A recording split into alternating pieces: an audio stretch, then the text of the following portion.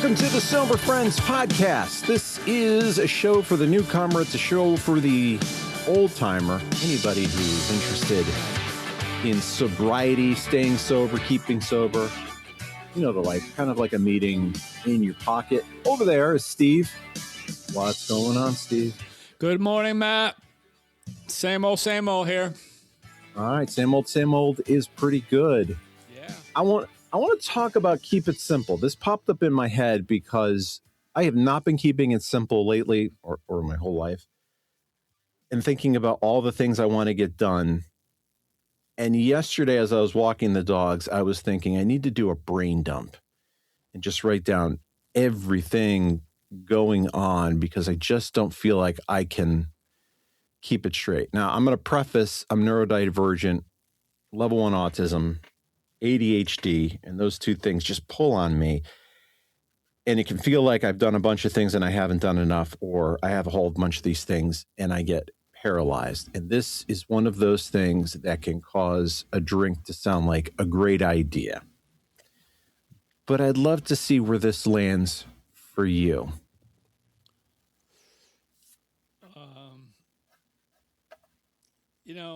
It's been said, and I think it's, we like to paint with a broad brush sometimes when we're talking about the disease of alcoholism. So, and you'll hear that a lot in meetings and all. But, we have a tendency, I have a tendency, and I think a lot of people I know in the program have a tendency to complicate a lot of stuff, right? Mm-hmm. And I think that's a little bit what we're talking about, right? Is how do we keep it simple? What does that mean? How do we apply that? All that kind of stuff. And I know that I do. I mean, I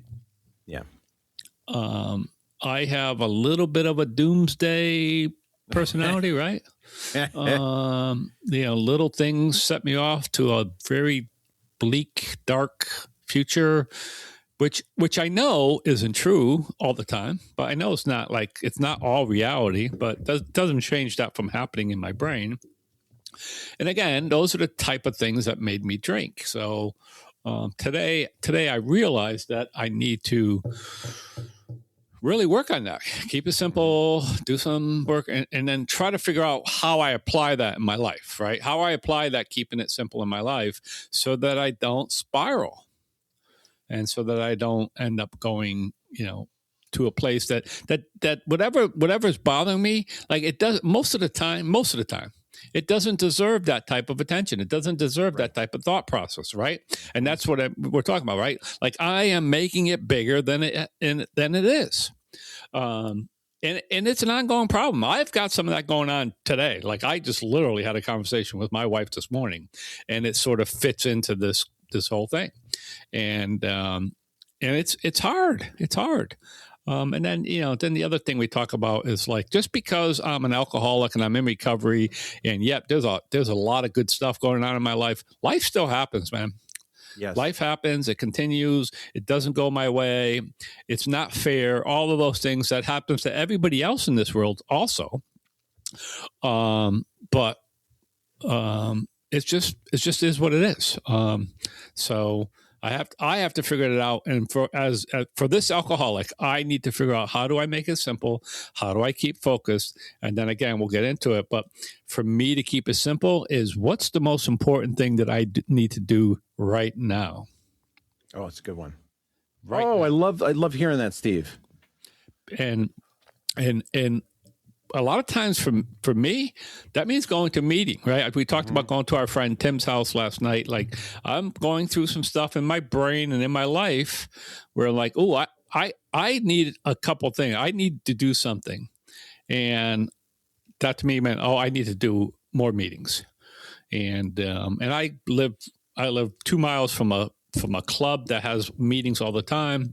But I wanted something different. So I went out to our buddy Tim's, who has a literal teepee set up in his front yard. Yes. And holds a meeting there on Saturday nights.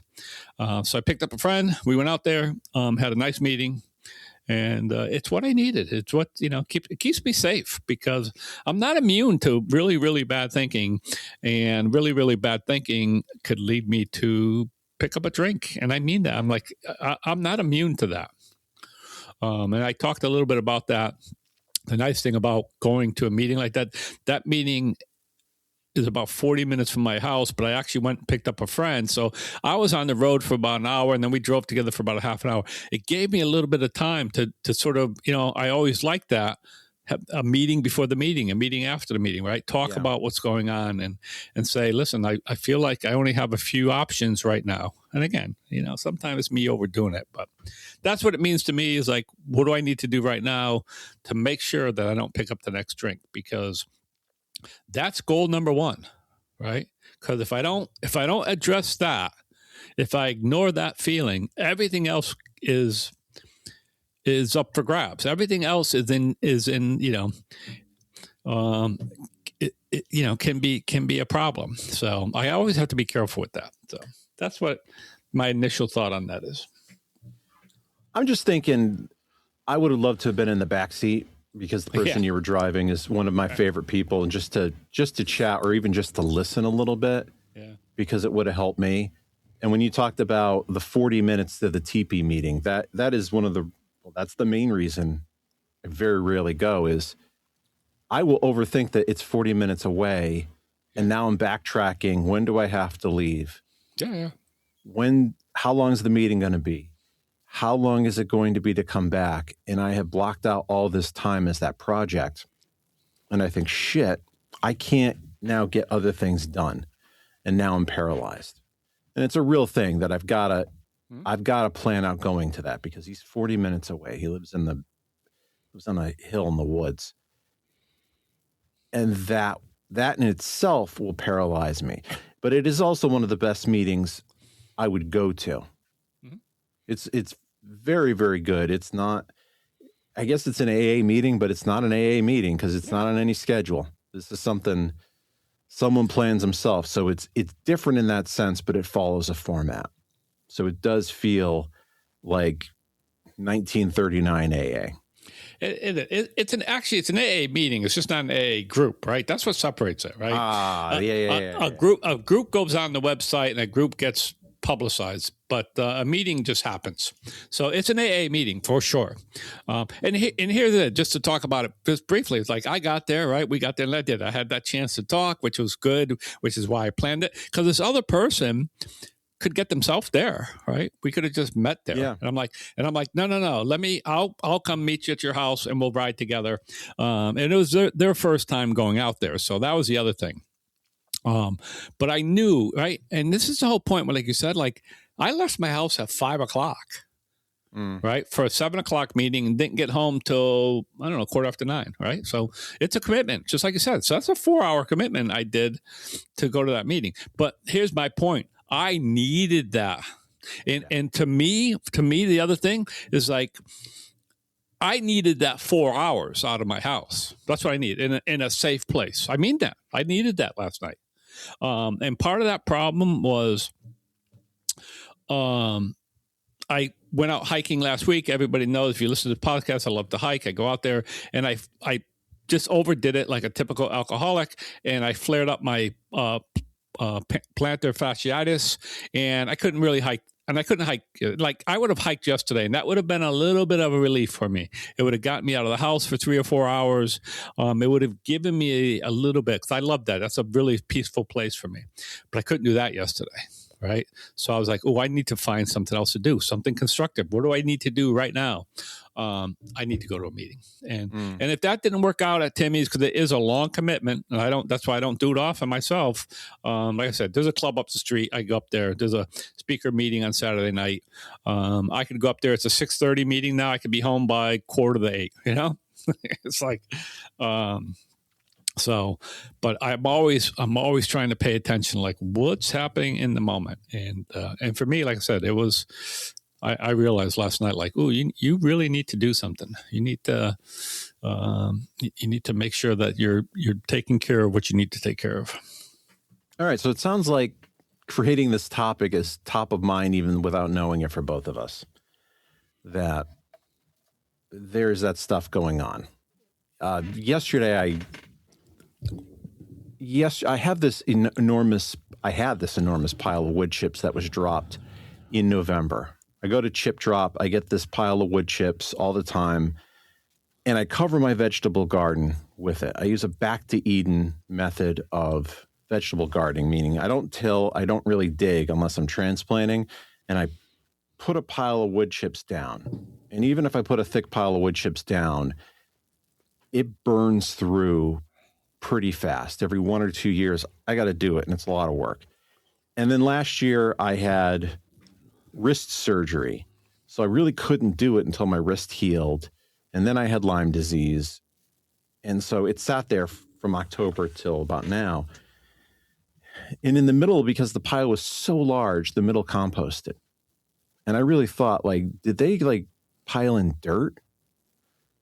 I'm like, oh my God, no, this is compost. So I spent weekend before doing this, and I must have spent from like 11:30 to maybe 4 with a couple of breaks, just shoveling and dumping over a large area. And I still felt like a failure because I didn't get it all done. Right.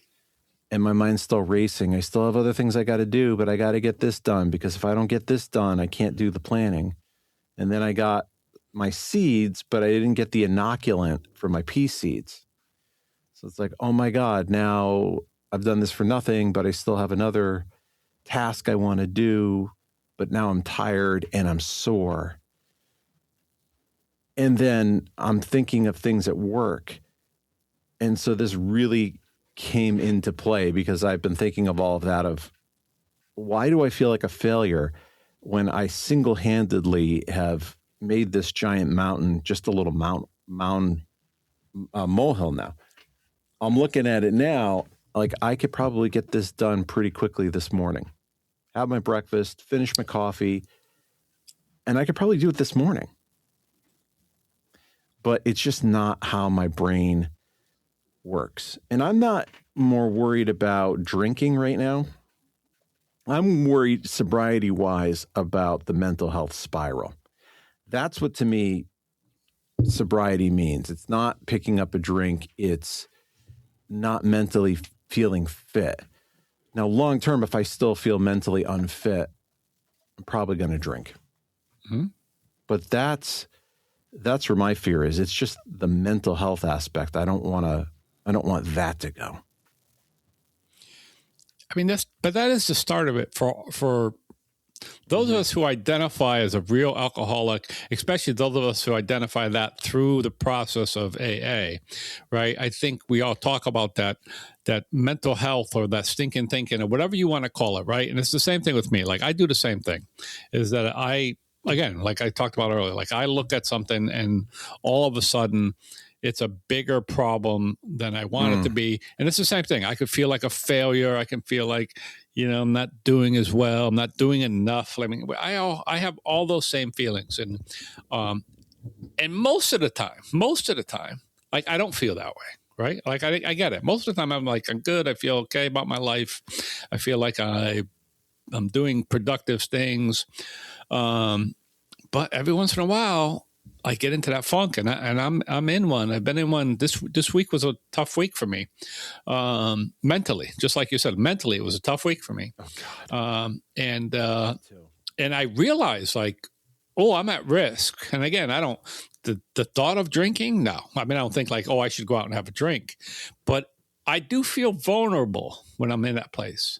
I feel vulnerable that, given the right circumstance, that just maybe, and again, just maybe, I might just have a momentary lapse of judgment and go, we talked about it a little bit like last night. Somebody said, I talked about the topic of the meeting was acceptance, right? And the guy said, well, this, sounds like what everybody's talking about is a little bit of what I call the fuck it's. And I'm like, yeah, that's what it is. That's what it is, right? And I mean, we all get the fuck it's once in a while. And for me, the fuck it's are dangerous for an alcoholic. They are. They're a dangerous place to be. So, especially if I sit there and I isolate with that feeling, and which is why going out last night, going out with another alcoholic, doing that work, talking about it, I come back and I feel a little bit better. I don't feel great this morning over everything because nothing's changed, right? This is the point. Like I woke up this morning and nothing has changed. Except that I took care of something. And the beautiful thing is, like, I can do that again today, right? There's plenty of meetings to go to today. I have a Sunday night meeting, right? One of the things I will tell anybody out there is you should have a meeting every night of the week that you can go to, that you're comfortable in. My friend Jim Kelly says that, and I only use his whole name because he uses his whole name. And he said that he was learning that, and he's been sober for a long time. He said that he was told that early on by his first sponsor, that he needed to find a meeting every night of the week. And that's something I did naturally. Like I always wanted to know, like, where am I going tonight if I need a meeting? So I have a meeting on Sunday night if I want one, right? I know. And there's two meetings I know about. There's a meeting at 5:30 that I've never been to, but people keep announcing it could use some support. So I have those options today, right? I have those options that when I need to keep it simple, and again, I repeat myself, but sometimes keeping it simple for me is just going to a meeting. Like that's how simple it is. Getting in my car, driving to a meeting, and sitting somewhere for an hour and a half, and maybe hanging out and talking to another alcoholic after the meeting, because I always know somebody at these meetings. That's what I need to do. I need to keep it that simple and go listen and go talk and dump my stuff, because I dump my stuff. I don't sit at a meeting quietly. I dump my stuff. And eventually this feeling will pass and things will get a little brighter for me, and I won't feel so desperate, This is really obscure, but I have audio somewhere of Ernie Anderson. So Ernie Anderson is someone you may not know by name, but you know his son, Paul Thomas Anderson, who won an Oscar this year. Ernie Anderson was the voice of ABC for years and years and years. And you'd know him. He's the guy who said, "The Love Boat." Oh, okay. But he also was a perfectionist, and he would do these things. And because they didn't have digital then, they would actually play the video that he's voicing over, and he might get tongue-tied, or the script might not have been very good, and he would just stop and scream, fuck it. And I realized I got to pull that when we say the fuck it's. I've got Ernie Anderson saying that, and it is just the feeling of the fuck it's, the way he said it, and it just made me think of that. But with that roaring voice of his, that I am so jealous of. I will say, you said, I didn't do anything. I went to a meeting. No, you did do something where you said nothing's changed. It may feel like the rest of the world keeps spinning the way it was, but you changed. Yeah. That's the change you got to think about, is the world's going to keep spinning. What is it I need to do to change? And it's not necessarily I'm cutting off my arm. There needs to be a mental shift. And for me, sometimes it's letting go.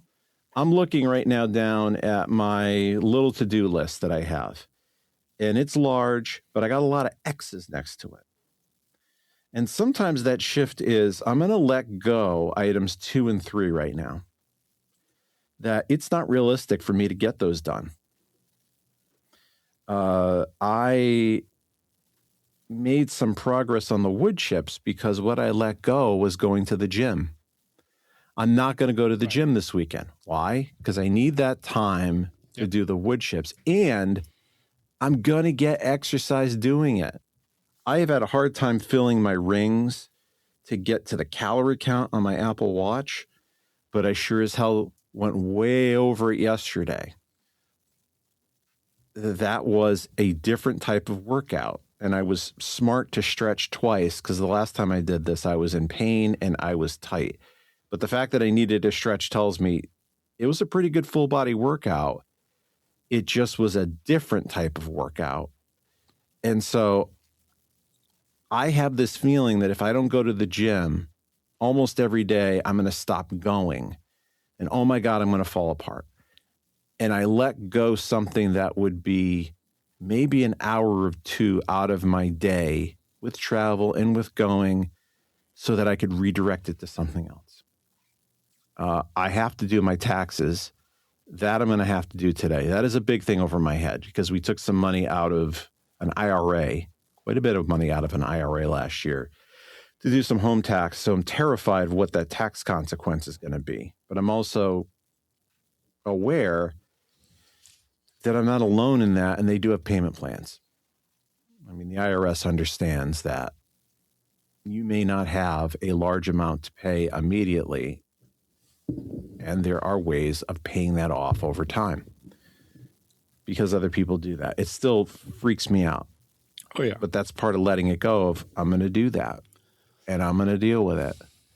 And there are money jams I've gotten into and have figured it out, that I do have resources that I may not want to touch, but I do have them. I'm realizing, off topic, it's like getting your head differently. I took a 401k loan a few years ago to do our siding, and that is winding down. I could, and I didn't think about this, I could take some money from one place, pay off the loan, and then take another loan, this time at a larger amount, because I made the mistake of taking a loan, but not enough, not the max that they allow you to, but they only allow you to take one loan. Right. So it's almost like take the most you can do, and if you don't need it, throw it back in. And so, yeah, there are solutions to these problems. I'm not going to fall apart. I'm not going to lose the house. It's going to be okay. I don't want to say it's going to be okay because it always is. But it's, no, you've got more resources. Stop catastrophizing. To me, first things first can often be stop catastrophizing. You're not going to fall apart. You're not that kid. And it comes back to, you're not that kid growing up in the two-family house being on food stamps. Right. You're not there anymore. You've come a long way. Give yourself some goddamn credit. Yeah, but just like we're hardwired, right? I mean, people have talked about it, scientists and all, like how, like we're still hardwired for survival, right? Mm-hmm. Back from the days when we used to be eaten by saber-toothed tigers and stuff. And like, so it's that fight or flight thing, right? And they talk about, right, that you would hear ruffling in the leaves and you would either stop and check it out because maybe it was a saber-toothed tiger or maybe it was just a wind. And they always say, well, the people who thought it might be a saber-toothed tiger and ran away are the ones who survived, right? Yeah. So we do have that. And I think about that whole thing. It's like same thing. I mean, we both talk about how we grew up, right? I grew up similar, no money and all. And I've told this story before. I can remember signing my first life insurance policy with a guy from Prudential, came in, Stan. I'll never forget this guy. I liked him a lot. And it was a whole life, which wasn't what I should have been signing. But anyway, but I remember asking him, hey, Stan, what happens if I lose my job? And he looked at me with a strange look. And he'd go, you'd go get another job, right? And I went, yeah. But it was like that panic of, right, like, oh, what happens, right? Like it's that whole thing. Like I always, again, as I talked about when we first opened the show, it's like I do look at this stuff, and sometimes it's so hard for me not to look at the positive side and only to look at what the struggle is, right? And but again, I do realize that'll pass for the most part. The beauty of our program, and I guess other programs too, but our program being a 12-step program in particular, is that I know today I have options, right? That's the thing. I know I have options. And I haven't, we both talked about, we got a bunch of years sobriety, and I haven't felt like one of my options was I needed to go out and drink. Like I haven't felt like that was the case. And as long as I take some pause and really think about what do I need to do next, whether that's go out and go for a hike, whether that's go, go to a meeting, whether it's pick up the phone, call another alcoholic, whatever it might be, I have some tools today. And my tools aren't to get in the car and just drive around, right? I've sponsored some people like, oh, you know, I had a bad day and I went and I drove to the park and just sat there. And I'm like, ooh, that sounds dangerous to me. You know, you didn't call anybody. It's one thing if you're going to go somewhere and you're going to make a phone call and you're going to sit somewhere in a park and make a phone call. But if you're going to sit there and isolate with that stuff, that sounds dangerous to me. And that's how I got myself in trouble in the past. So, so today I do, you know, I have those options. I got to look at it, and then I have to choose those options, right? We talk about it today. Is like whether I ever drink again will always be a choice for me at this point, right? It will always be a choice. So, you know, I have to look at, okay, what's going on? What's most important? And like I said, what happens next? What happens next? So, you know, I'll tell you what happens next for me after this podcast is I go walk my dog, right? She's waiting for me to walk her. A lot of times this is about the time we head out the door sometimes. So she's waiting to go. And I'll get up and, you know, we go for a nice 45-minute walk in the woods, and it's a nice way to start my day and all that kind of stuff. But when you were talking about, you know, also moving those tasks around, right? Or I can't go to the gym because I got to do the wood. But like, I mean, that's just life, right? That's not unique to us.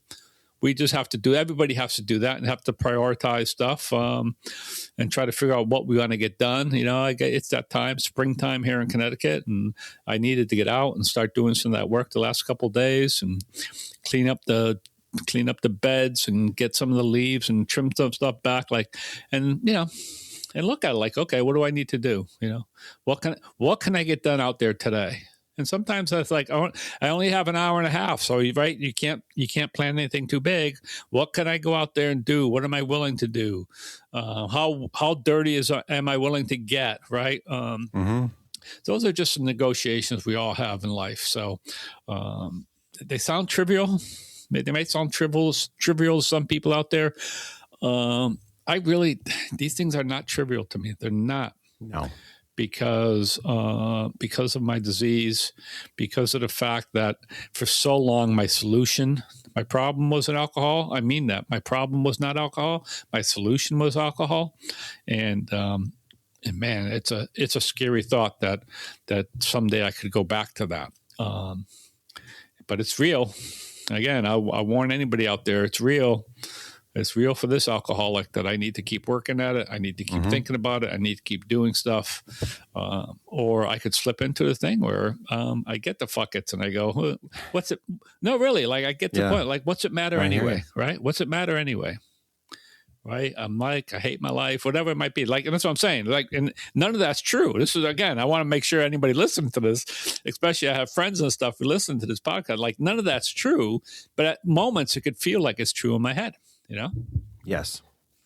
Where's the cop out here, though? The cop out question is, keep it simple can become an excuse for not doing the hard work. Yeah. If I keep it simple, I'm not doing enough. It feels like settling. But it also could be, well, I heard keep it simple. I'm just not going to do anything and everything will just be okay. Where is that line and what's the cop out and what's the danger? There's no question. I mean, I'm glad you brought that up because there's no question that I think we see that with some people. Oh, I don't want to complicate my life. I don't want to do this. To me, that's where having other people in this program and that's where talking about it to other alcoholics comes in, right? And if you have the right people around you, and if you're talking about it, I just know that if I go out there and talk to certain people, I will get instructions from these people. Like these people will give me instructions on what I need to do. Now, again, whether I take those and I choose to do those things, that's up to me. That's an Edson call when you're saying somebody will tell me what to do. Right. There's a couple people, but he's number one on my list. He is going to tell me exactly what I need to do. I mean that. He is going to give me specific steps to do to get out of that. Right. But that will only happen if I call him up and I'm receptive to hearing that. because there could be a cop out. Well, I don't feel like doing it. I don't do it. And one of the things I've talked about, and we don't talk a lot about it here, but I think we're both in that same boat with, a relationship to what we would consider a sponsor, Mm-hmm. And I started really realize like that is something that has been weighing on me for a while, and I need to do something about it. Because right now I'm in a place where I need to have that one person who I could be calling up, meeting with, and doing some work. So that is on a to-do list for me. And I do need to, and I've been avoiding taking some of that action. And I have been, yes, me too. And that is either calling up the person who I consider my sponsor, who I'm sure is still willing.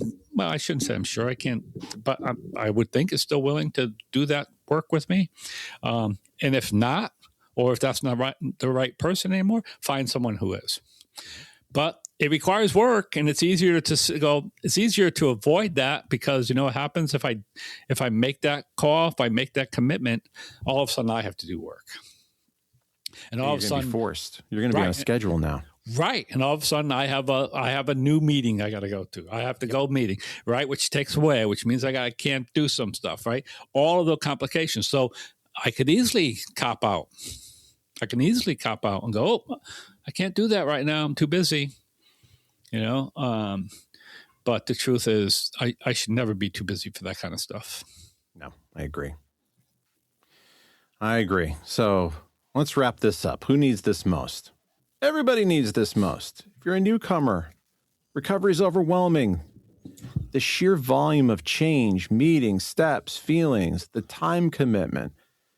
Keep it simple can be a lifeline. It just means don't drink today. That's the whole job. But even a newcomer can use some simplicity to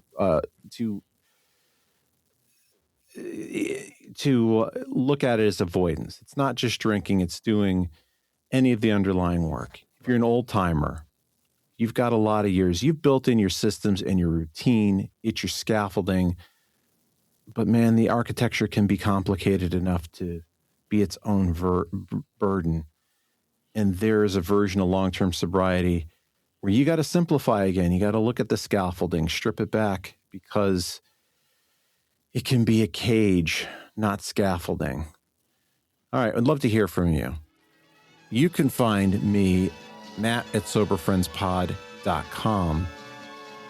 And you can also give us a review on Apple or on Spotify. 5 stars, please. And tell us what you like and what you think we could do differently to make this even better. Steve, I hope you have a great rest of your weekend. Thanks, Matt. And we'll see everybody next week. Bye, everybody. Hey, Hartford. Have you heard? Have you heard Gary Craig? All over the insurance city in southern New England, people are talking about TICFM. Fuck it.